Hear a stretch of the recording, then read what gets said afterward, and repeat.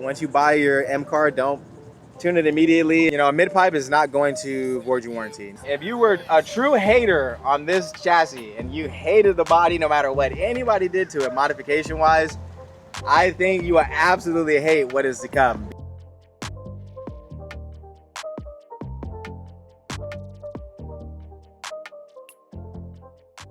What's up, guys? Welcome back to another video. Today we got a special guest on the channel. We got Mr. Ben, Built by Ben. If you guys don't know him, he's on Instagram, YouTube, and he's part of the BMW Invasion team. He pulled up in his CS. He came down from Orlando, so we had to take advantage of some time, and we're gonna chop it up with him, kind of go over his build and talk about the future M3. Mr. Ben? Big dog, what's going on? Another day in paradise, you see it. We got the beautiful view. But better than that, we got the M4 CS. What do you mean? Come on, man. Come on, Granny Gold. Deep Granny Gold. No. That's not the main character today. We're gonna be talking about yours and comparing, right, the real CS with the fake CS, because I got the DRLs. Hey, tell me you want a CS without telling me you want a CS, right? Yeah, everybody wants a CS, and I mean, the M4 CS has actually gone up in value, which is a really good thing for anybody that has one. And then the M3 CS too. And, yeah, the M3 CS did too. And they came out with the manual one, which kind of hard to get your hands on. The hand shift. Yeah. It helps you get your hands on it, but I didn't know the direction you wanted to go. Yeah, it's all good. I offered it to Ken, and Ken was like, yeah, but I mean, it's fair, right? Because Ken, you know, he's a father. Yeah. He just recently moved from his house. He's building his dream home now. So yeah, he's got a lot going on. Personally, for me, I didn't think it was worth it for me.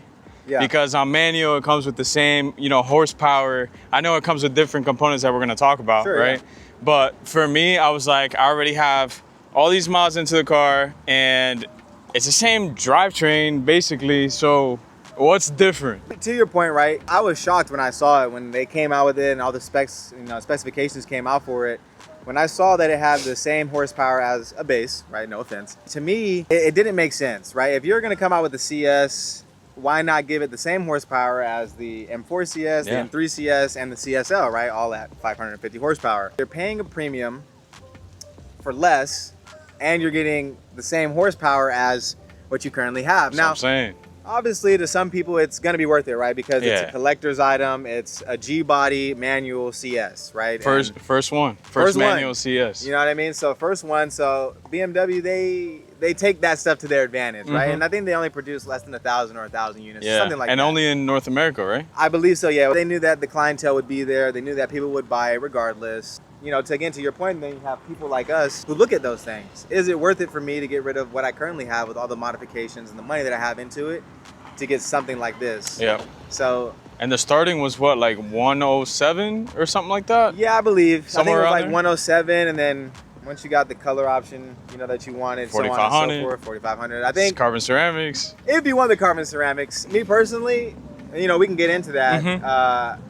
I feel like if you are planning to keep the car and you daily drive it, or you have, you know, some spirited fun with it, I think that CCBs are fantastic. But for a person like myself who enjoys the track, taking their cars to the track, it's not ideal. Really?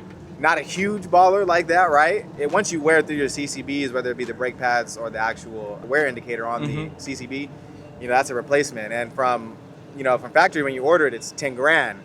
But when you order them individually, right? Let's say you wanted a front set. The front set is 10 grand. The rear set is 10 grand. Oh, right. So it's always cheaper to get CCBs when you first order it than after. Exactly. Okay. Let's go over the spec of what you got. This is my individual Riviera Blue M4 CS 2025. So it's the LCI. This is essentially the successor to the predecessor, which is the CSL, and successor by year and obviously technology. We all know the CSL was a pre-LCI, had the smaller screen, had the laser headlights, rear-wheel drive, you know, rear seat delete, and depending on which option you went with the buckets, you could have the same buckets that I have, or you could have the fixed seat buckets. Oh, I didn't know there were two options. Yeah. So you have the fixed seats, which are like, those are the only ones I've seen. Slide forward. Yeah, well, you live in Miami, so or you live near Miami, so that makes sense. And then you have those, but CSs always come fully optioned. You don't really get the option of really anything other than the color, and they limit you to colors, right? They limit you to, for this one, it was Riviera Blue, Frozen, Isles of Man Green, Sapphire Black Metallic, and I think Brooklyn, frozen Brooklyn gray, I think. Oh, I think. Don't quote me on that, guys. Don't kill me in the comments. I haven't seen frozen Isle of Man green in person. Yeah, I saw one in Spain, and it was the wagon M3. Oh, okay. Yeah, I saw that over there, and it was too quick, and I couldn't, capture it on camera. Yeah. But that shit was sick. No, yeah, it looks phenomenal. I honestly, if I could do it again, I would have gotten the frozen green. I've only seen one. It came to my dealership. That was the only time I saw it. And the color with the 827 satin gold wheels. Oh man, it was. Yeah, that was it right there. It comes with everything from factory. You have all the options. You choose your paint color. You choose the color of the wheels that you want. And then you can choose between CCBs or steel brakes. And ideally, if I got one of these, I wanted to go with steel because steel is a much cheaper replacement for track purposes than carbon ceramics would have been. Obviously, the stopping power and the performance of steels versus CCBs are drastically different. But these are honestly good enough. And all of you guys watching this, you know they're good enough because that brake dust that we all hate, you get that brake dust because of the stopping power and the compound that the brake pads are made out of. So it allows you to have the highest braking capability possible, but it comes at the cost of a lot of brake dust. This is BMW to us saying, hey, it's not Toyota, it's not Lexus, right? If you want that stopping power, if you want a race car, this is what race cars sound like. Moving on from there, obviously it came with the carbon fiber package, so you get the exterior mirrors, you get the carbon fiber roof, the trunk spoiler, the rear spoiler is carbon fiber, and then the tips from factory come in satin black. For the 4 Series. It's unfortunate. I wish they would have left it a CSL and a CS option only, but you get the laser tail lights. Yep. But it's unfortunate because you will find these tail lights on a 430 or a 440. So they didn't leave it exclusively for, just the M cars. They allowed it to be on everything, unlike the OLEDs that we found on the F body CS or the GTS. So I was kind of bummed out about that. Yeah, when I saw it on the 430. I was like, come on now. Leave us something, you know what I mean? Like, we're paying all this money, give us a little edge over them, right? Yeah, and then on the front side, it always comes with this lip. Doesn't matter if you have the carbon package? Yeah, so this is the CS specific lip. The biggest difference, if you guys can tell on camera, maybe if you guys see it in person, the difference between the CS lip and the CSL lip is pretty much this curvature right back here. On the CSL, this is a lot more aggressive and a higher kick. And on the CS, it's a little bit lower. And the reason that this is here is because I'm sure you've showed them on your channel before, but BMW makes the M-Performance side skirts. Those side skirts, when you put them on, the air ducting vane of this aligns with that, and then it pushes it out the back, which is where they also have their the winglet on the rear for all the airflow to flow completely black. But that does come on the car from factory. That's a CS specific front lip. And then we don't have any grill in the front there. We have no choice but to get the carbon, which I don't think anybody would argue about. And then you have the CS specific front grille here. And it's an OEM one if it comes in piano black, right? They never came out in carbon fiber from factory. They are piano black because Germans and the red piping too. Yeah, but people have cracked that already. People have taken some 3M and started doing that. But that's okay. You get the glorified carbon fiber hood with the exposed carbon on the top. And that's really the biggest insignia, right? That it is a CS over, a comp or a base, right? The vanage in my hood is the same vanage in this hood, but this one's made out of aluminum and mine's made out of full carbon fiber. Weight savings, track car. Weight savings, track car, yeah. I wish they would have did the trunk carbon fiber as well. Yes. Even if they didn't give us the CSL ducktail trunk, but they just left it looking like that, but made it out of carbon fiber, or what they did with the F body, where there was a carbon polyate. It was a blend mix, because if you take a magnet to any F body F82, try to stick a magnet on it, won't stick. So if they would have gave us something like that too, that would have been cool, but they didn't. And now you got people trying to pretend to be you. Yeah. See, we got the CSO. Obviously, it's not the real one because this is carbon. You guys learned that today, and I did too. And then once we got inside the car, he's got something I want, and it's that right there. The JQ steering wheel. I know a lot of people are, 50-50 on it because, it doesn't have an airbag, blah, blah, blah. But this thing at night, how is it, bro? It's phenomenal. I love it. I laugh when I say it, but it's super user-friendly. As far as coding it, the colors of the buttons that you want, what you want the buttons to do, your turn dials, everything, super user friendly. JQ explains everything on their website when you go to program all that in. You can even lower the brightness if it's too bright on your face at nighttime. Okay. So it's not just one standard setting for the brightness. You can lower it all the way down or turn it off, really, if you don't want it on your face. At nighttime, this is amazing. I personally chose to go with the dual paddle setup.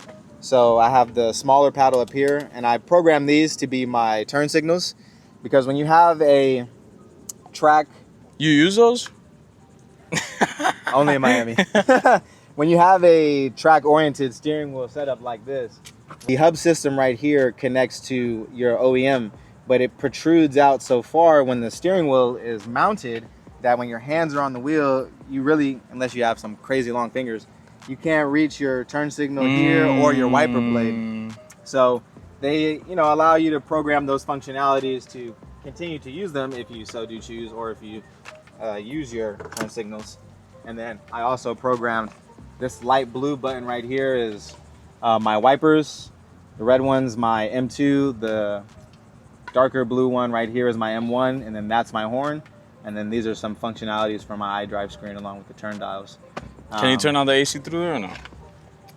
They could probably figure it out, right? Yeah, I'm sure they could figure it out. Honestly, they have this steering wheel. If I read it correctly on the website, it unlocks 40 more features than what you could do with your OEM setup. And that's with this one specifically. So they have 3 lines, as you may know, but maybe they don't know, but they have the Club Sport, the Podium line, and then they have their Formula line. You would have to get the Podium line, which is my version, if you wanted to have their CAN bus system that would mate with the CAN bus system of the BMW in order to unlock those additional functionalities. The reason I asked about the AC is because sometimes, and you have the iDrive 8, I know you probably know where I'm going with this. I turn on the car, yeah, my screen is black. Yeah. And it'll take a few seconds and I'm burning in there. Like, if I could, before the screen turns on. It happened to me earlier when we left lunch. And let me know if this happens to you guys, but the screen, it stays black and then it turns on after a few seconds, but in the meantime, you're like toasting in there. Unfortunately, what you're experiencing is these screens, obviously, they turn on and they get hot.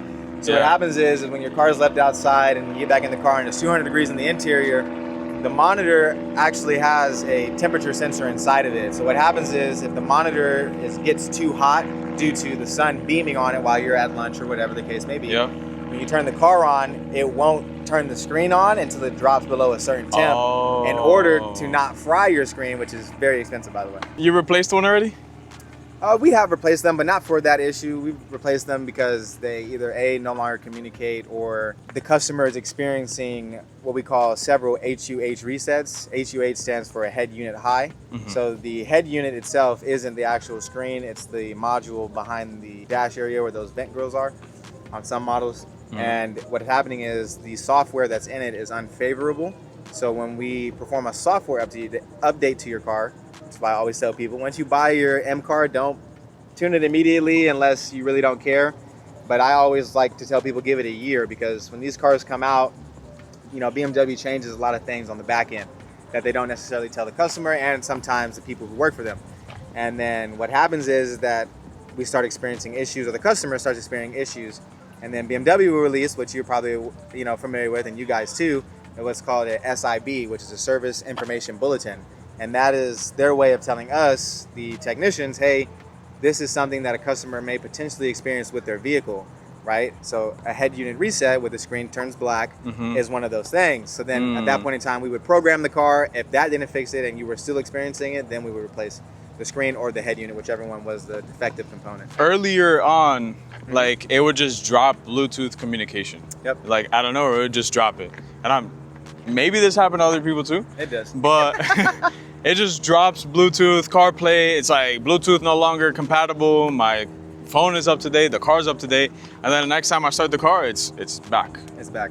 Today, as far as technology goes and as far as, motor vehicles go, I don't want to say as far as a Tesla when it comes to the level of technology that's inside of them, but obviously there's a lot more tech packed inside of these now than we ever had before. It's essentially you're driving a big cell phone almost, right? So many different things communicate to so many different things, and if something is unfavorable or software is unfavorable, right, then you would need a software update, just like on your phone, right? When Apple goes, hey, software update available, we got some bug fixes here, we're adding this and we're adding that, it's the same thing with our cars. It's a touchy situation. I tell people to wait a year to get those initial issues out of the way so that they can tune their car and have as much fun as they want. If you tune it, you bring it in and something's wrong. Once we plug it in, it's really, and I'll debunk the myth, right?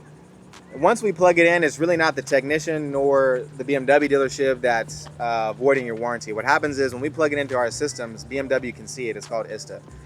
And then a code will pop up, which is 777S, which means suspicion of tuning. And that automatically gets sent to NA, and then NA will flag your VIN and your car.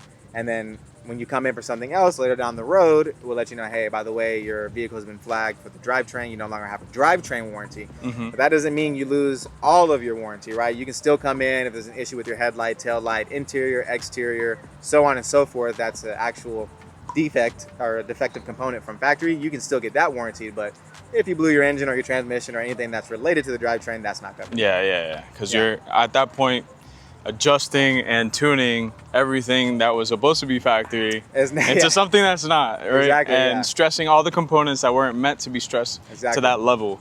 So that makes complete sense. So it's not like you tune your car and then your suspension blows for something, you know, and you can't get that under warranty. It's not related. I tell people all the time, I'm like, listen, you can modify your car however you want, right? This is my car. I have inventory intakes on it. I have a single mid pipe on it, valve controller, JQ Works steering wheel, and I still retain, you know, my factory warranty. But when you modify the car, depending on what you modified and the issue you experience, if it is related to the modification that you added, then that won't be covered under warranty, but it will not void your warranty unless your dealership is not very nice about it, right? Yeah. Usually, you know, we won't be nice to you if you're not nice to us, right? If you yell at us, you scream at us, oh, that doesn't make any sense, you know, and you throw a big fit, then yeah, you know, all right, buddy, have a great day. You know what I mean? So typically we don't do stuff like that, but yeah, I mean, I tell people, listen, do whatever you want, but if what you do is a direct, you know, effect on the component that you're complaining about that's messed up, then it's not covered and you have to pay for it. So like, for example,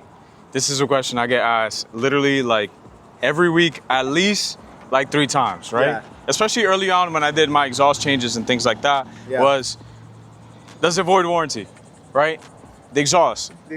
I'm like, what? It depends what you're trying to claim warranty for. You know, a mid-pipe is not going to void your warranty. Neither is replacing the rear muffler. It's not going to, because the mid-pipe section of the vehicle doesn't have any sort of monitoring that will turn on a check engine light. Even if the check engine light was on, technically your warranty is not void if the car is not tuned. I tell people all the time, I'm like, listen, if you want to go from the mid-pipe all the way back to the muffler, have at it, right? It's not going to void your warranty. It's just a modification that we see. All right, that's what you wanted. Cool, you wanted your car louder. Like, we don't care. Like, technicians, we like it. You know what I mean? Like, you bring your car and we're like, dang, man, that's tough. Cool. The wheels, it's lowered. The exhaust sounds good. You know, we like that stuff. But again, if you experience an issue, or you have downpipes and stuff like that, then it becomes finicky. But you know, I have several people that I work with, you know, in Orlando that come in, their cars are tuned or they're heavily modified. They come to me specifically. They know that I'm not going to be an a-hole to them about it, right? And they'll come in, I'll work on their cars, and they're like, oh, thank you so much. You know, I don't want anybody else touching my car. Thank you for, you know, this, that, and the third. But I deal with,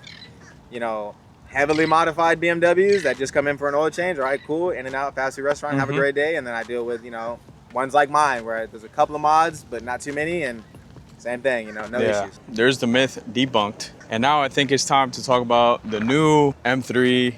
I don't know if the M4 is going to be announced soon or not, but at least the new M3. If you have any insight on that, we would love to hear it. We all know at this point in time that the concept car has already been debuted. Anytime BMW releases a concept, you can kind of get a general gist of what you're going to get. Now, will it look exactly the same?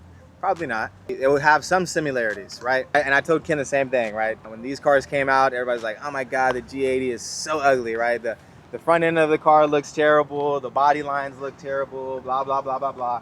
And now everybody and their grandmother has it, right? So it just takes a little time to grow on you, and with some modifications, it looks better. If you were a true hater on this chassis and you hated the body no matter what anybody did to it modification-wise, I think you will absolutely hate what is to come, because I tell people BMW has always been one step ahead of the competition in every car brand. If you go back in time and you look at any BMW, essentially it's almost timeless. Some E-chassis cars still look like they were made today in 2026. The F body, it could be a 2015, but some people think it's a 2026, right? And this car, 20 years from now, will still look relevant on the car with the cars on the road 20 years from now. So BMW is now again making the leap, right? Because we were changing from the G to potentially the H chassis. So it's going to be a complete new redesign. Not a lot of it's going to be shared between, you know, what we currently have and what we're going to get. When's it supposed to come out? The rumor is we're thinking we'll get to actually see the vehicle debuted mid-2027. Orders can go in shortly after, and then we should receive it towards the end of 2027. So they should be 28 model, or depending on when you ordered, it could be a 27 model year delivered in 28. That's when we will really see them. I mean, the NUI class, right, or the NUI class, which is the 3 Series, is giving us an even better idea, right? Because the concept car looked like this, and then the NUI class 3 Series looked like this. So if you kind of take both and you smush them together and make it a little bit wider, that's essentially what the M3 is going to look like. Now the other big thing is, will there be an M4? Are we going back to a 2-door and a 4-door M3 again, or are we still going to continue the M3 and the M4? So that's also a topic of discussion. The M3 always comes first, the M4 comes after, right? Just like with the CS, the M3 CS came first, the M4 CS came after, then the GTS, so on and so forth. For whatever the reason, in BMW's brain of theirs, the higher a number you go, the more it costs, right? Even with the new ones that are coming, you can build out an M3 and you can take that exact same spec and put it on an M4, and the M4 would be $8,000 more. It's just how it is because the number's higher, so you're paying more of a premium. I'm serious. Yeah, I'm serious. It is. It really is. For me. But look at the M2. I mean, the new M2 X-Drive. He doesn't want to talk about it. I mean, listen, for me, and I tried to convince you, I mean, I feel like that car is going to pertain to a certain, I don't want to say demographic, but a certain crowd of individuals, right? If you have an M2 now and you absolutely love it, then yeah, by all means, get the X-Drive version. But again, going back to the M3 CS, the manual, it doesn't make sense because you're not getting much of anything except for extra weight. Sure, yeah, you're getting a lot more grip, and the guys out there are going to throw on the big single turbos, go bolt-on straight off the truck. Yeah, sure, have fun, but the car doesn't come with an increase in horsepower, and if it does, it's probably our 5 or 10. I don't pay too much attention to it. But it's not going to get an increase in horsepower, but you're getting an increase in weight. And price. And price, right? So it's like, yeah. Do you want to pay more for 2 extra axles and some extra grip, or do you want to keep what you have now and just live with, you know, a little bit of wheel slippage here and there? And that's what the M2 was always about, right? The M2 was the go-kart version of this car and that car, and it was the one that you could take, had a little bit less power, it weighed a little bit less, but you could throw it around on the track or throw it around the street and just have fun. Me personally, I wouldn't want grip if I had an M2 because I'm out here trying to slide and everything. Yeah. Here, there's a course, Miami Concourse. It's like a club, and I believe their members all get an M2 for the course. You heard of Miami Concourse, right? No, this place is not real. This place is, I'm telling you, this is GTA in real life. I've only been down here. I'm gonna do a video there one day. Yeah, you have to. I'm working on it, yeah, but they have literally, like, you'll see on Turnpike and stuff, you'll see M2s driving south, like on the back of a trailer, and they're not street legal. They're straight track cars, and you get it with a membership at that track. So it's like going back to what you were saying. That car is meant for that specific purpose, right? Be able to have fun with it, throw it around, spin the tires a little bit, and just enjoy the car. Yeah. Now the M2 X-Drive is to go kind of in a straight line. Yeah, right? I mean, it's your entry-level M, right? It's the most affordable. Personally, I thought that the M2, when they came out with this one, was probably the best bang for your buck that you could get because you were getting a baby version of this, right? Not the CS, but of the M4. You could get buckets, you could get carbon fiber.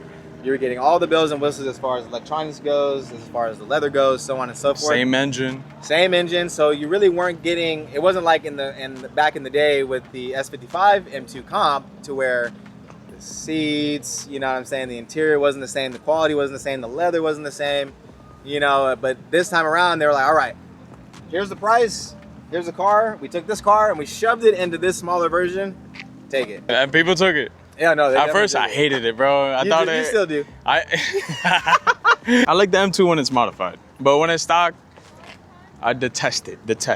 I never liked it when I first saw it, but then after I saw, you know, some of the guys modifying them, putting some lips on it, wheels lowered. That's all it takes. Honestly, it looks really good. Fantastic. Right now, he's saying that he hates my car. Low key, because. It's an M4 though. It's different. Yeah. Down here, you don't see a lot of M4s. You see a lot of M3s. I don't know what the reason is, but like you saw today.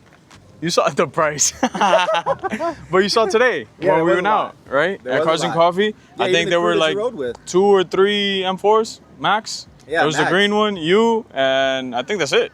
I expected to see more CSs. I know like 2 or 3 people down here that have the exact same one. Yeah. And I thought they would be there. And every time I'm looking for them or I go somewhere and meet, I'm like, maybe I'll run into one. But at Cars and Coffee today, I was the only one. I was the only Maybe it M3 was too CS. hot. Yeah, maybe it was say, yo, this morning was crazy. When you guys watched that video, Yeah. yo, my man was sweating bullets, but he was putting in that work for you guys. So make sure you click that like button and subscribe. Yeah, make sure you subscribe to him because he was putting in work too. I was trying my best. Yes, Wasn't sir. as good as him though. I was taking breaks. Chill, I was chill. inside of the mall. I was getting water. I was cooling off with the AC. Next time when I pull up to Orlando, hopefully I'll have like some E40 mix in the car, have my proper tires and my wheels. Trying to blow me out the water. Oh, no, I'm trying to show you something. Show you what the base could do, you know? All right, yeah. It probably, you know what? It probably feels like my 08 through 35. That's crazy. No, I'm just kidding. I mean, I have a big single jingle on it, so it pushes a little power. Yeah. I'll take this to the track here pretty soon and get some seat time in this. I've just been building it accordingly. I take my time when it comes to my builds. Mhm. You know, I always try to get, you know, the highest quality parts that I can afford, and if I can't afford it at the time, then I wait a little bit longer until I can. So car is already expensive. I tell people, I was like, look, there's 2 types of people. You get the guys who get the used one that costs less and then they modify it to death, or you get the guys that buy it brand new and then it takes them a little longer to start doing the mods because that payment is, you know, right up there, but Yeah. we'll get there eventually. We didn't show him the I didn't, I just said it. under the hood, so you guys know we're not lying. It's got We're that. not LARPing, okay? I know we're in Miami, but we're not LARPing. Oh, you got the matte ones too. Yeah. Yeah. Weren't these numbered at one point? They were. Yeah, right? Not that they were numbered, but when they had their 10-year anniversary, there was like a holographic 10 that you could see when you went like this on the Eventuri badge. But they That's all badass. have a serial number for which one, because they are each made to order. Unless you get them from IND, they'll usually have like onesie, twosies in stock. But when I got these, because I got these directly from Eventuri themselves, I know because I had to send them a wire transfer to freaking Great Britain. These took right around a month and a half to produce. They messaged me like, hey, we received the wire transfer. Just letting you know, yours are in production. They're being made currently. It should take about a month and a half, and then, you know, it'll take about a week for shipping. So I'm like, oh, okay. You guys don't just have these laying around collecting dust. Like, you actually make them when the person orders them. So That's that is good. pretty cool. Yeah. And these come with bigger inlets too, right? Turbo do. inlets. Didn't you recently I have upgrade them in the yours? trunk. You want to see them? Yeah, let's look at them. I want to see your opinion on. Okay, no problem. Oh, we got the merch right there. What size are you? Jeez. Size too small for whatever you got. All right. Anyway, there they are. Okay.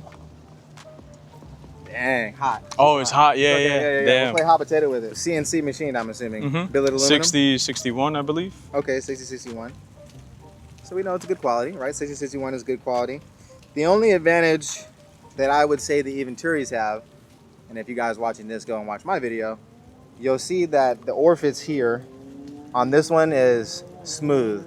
So Eventuri has what is called a Venturi effect, right? It's patented because with their design of their housing, it causes a Venturi effect, which is what you hear, and it sounds a little bit different than front mount intakes. Going back, on the inside of theirs, it looks like the outside of a golf ball, right? So you would essentially call it dimples. Now, the benefit of having dimples when it comes to airflow is that it allows for less breakage in the flow itself, right? You would think that the smoothness here would allow for a smooth flow, but it's actually the opposite. So when you have that breakage, not only does it increase the rate at which it's flowing into the turbine itself, but it also plays an effect in some sounds and, well, hello there, and some other things. But I mean, other than that, design-wise, it looks similar. And then theirs is, I think theirs are wrinkle black or something like that. Okay. Yeah. So I mean, it all depends on like. I think they make these in black too. Okay, there you go. Yeah. Yeah, I mean, it's to each their own, right? Depends on the way you're going with your build. Me personally, I'm not throwing no shade. No. You're But good. I don't like gloss carbon fiber in an engine bay. For me, that is more of a show car. Sure, yeah, you want to take it to shows, pop the hood, everything shiny. I like more aggression, right? So I feel like matte carbon fiber is the best way to go for me. Everything looks kind of dull, everything kind of black, so on and so forth, because that's a much more aggressive look than the shiny gloss carbon fiber. But you know, to each their own when it comes to their builds. I appreciate all builds. Some of you guys. Most of the time. Most of the time. But yeah, no, these are good. I think that you will notice the difference. You will notice the difference. I know that for sure. When I put the Eventuris on, you know, everybody's like, oh yeah, you know, you get extra horsepower. I can feel it, but I truthfully felt like I felt a slight difference in the initial, I guess you could say, full throttle, right? You could feel it pick up a little bit different. The throttle response is a little different. Obviously, the induction noise, so on and so forth. It's kind of like when your car is dirty and you wash it and you drive in, you're like, wow, this feels so fast now. You know, it's kind of like that effect. I think that you will get a much better flow with these. It'll sound a lot better, and who knows, maybe you'll get a 5x horsepower again. Hey, who knows, bro? But my boy got it on his car. He got that. It's not placebo, but he felt it immediately. Yeah. He's like the throttle is more responsive. Of course. It feels faster. Essentially, this is a way to get a tune without getting a tune, because you're allowing more airflow, which, you know, these cars are smart enough, right? There's a certain range that of air that you can flow before you will get a drivetrain malfunction or a check engine light. And as long as whatever you're putting on there is within that range, even if it increases, you'll still feel the effects, because the DME will change the amount of fuel ratio and the amount of air ratio that's being supplied through the engine, and it'll give you a little bit more power. Yeah, that's smart, bro. That is. The Germans, bro, I'm telling you, it's a whole science, right? Once you understand it, you're like, okay, yeah, that makes sense. But it takes some time to be able to understand it. It's just like when you get in your car, you turn it on, no check engine light. You go somewhere, you get it on, no check engine light. When you get home and you go back out, the check engine light will come back on, because that's your third key cycle. And on your third key cycle, because these cars are constantly monitoring what's going on, right? Like your BMW is never actually asleep. That's why your battery dies when you just leave it sitting somewhere. Unless you have an M3 or an M car that has a lithium ion battery. That's a whole other story. But it's always... Sorry to stop you right there. Yeah. How much are these batteries? The lithium ion batteries? Yeah. On the new gen, they're right around 2,200. Okay, not bad. All right, proceed. Well, I mean, essentially they last the lifetime of the car, and they never really die. Even when we get these come in and they died, what happens is they have a fail-safe built into them. So when it reaches a certain level of percentage left in the actual battery, it'll actually kill the whole car so that it saves the battery, and then you come in on a tow truck, and then we wake it back up, and then you're good to go. Germans, bro. I mean, the Germans, bro. If there's an issue, the car will know there's an issue before you know there's an issue, which is why when you turn it on, ba-ding, immediately you get a check engine light. And it knew that because it was already monitoring it when the car was asleep or off. So that's how that essentially works. Crazy stuff, brother. There's a science behind all of it. For real. Absolutely. So what you got next for this car? What's the next mod? Honestly, it was going to be the Motons that I have. Oh, shit. Oh, you have them already? Yeah, I have them already. It's a long story, but I've had them for like 8 months. Ironically enough, Friday night, I was putting them on so I could come down here lowered, you know? Miami, hey. I'm lower, we're going to Cars and Coffee, it'll look good. I'm like, all right, I want to go there being a monster truck. Unfortunately, and this is the first time it's ever happened to me, I overlooked something. And while I was installing the suspension, thankfully I only installed it on one side. I was actually missing 1 or 2 components to make it function properly. Sure, I could have gotten away with it, but I didn't want to take the drive all the way from Orlando down here, risk it for the No. So I was like, nah. So play it safe. I threw this the stock suspension back on. I was like, fuck it, we're coming down monster truck. That's it. That's it. But after the Motons, I'm in the works of getting a custom rear seat delete, cage, and then more than likely there'll be an Adro wing probably on this after Bimmer Invasion LA. And then hopefully, God willing, by the end of the year, maybe beginning of next, we'll have some wheels. I mentioned it before. I don't know if I mentioned it to you, but if you guys don't know, BBS came out with a set of wheels called Mag Rs, and they're made out of full magnesium. They're limited to only 50 sets, and they've been in production. So once the 50 sets have been sold, then that's all she wrote. They won't make them again, but who knows, maybe they will. So hopefully that'll be a set that I can land for this, because I've been waiting for them for a long time, and I actually got the chance to see them when I was in Tokyo at Tokyo Auto Salon, so that made my anticipation even more. Yeah, nice. We're gonna be excited to see that if you are able to get it on the car for sure.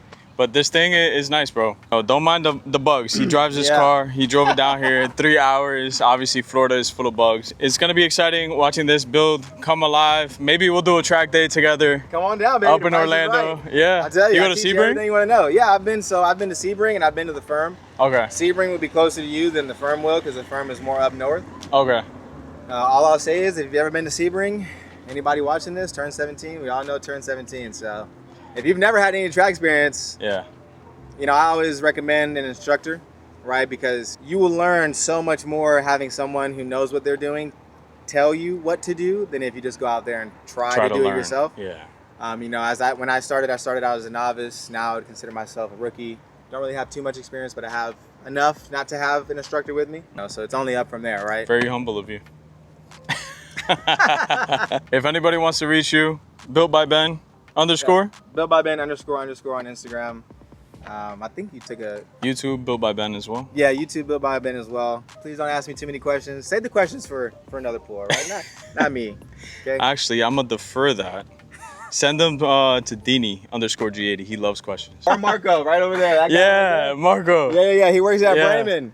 Yeah, send it over to Marco. He's your Miami plug right here. Yeah. I'm the Orlando guy. Orlando. We got hoes in different area codes. Yeah. Literally. Orlando, Miami, and I got a Broward one for you guys too, but there you go. he's at Bremen, right? Bremen. We're gonna take a drive up to Orlando one of these days. Maybe with the crew we were out with at Cars and Coffee in the last video that you guys saw. And we'll pull up to Ben, we'll see what the scene is like in Orlando too. Maybe we'll get some ride-alongs in his car, and I'll take him on a drive in my car too. Let him drive my car, see what the bass feels like. But anyway, guys, appreciate you guys for watching. Make sure you like, comment, subscribe, and I'll catch you guys in the next one. Peace.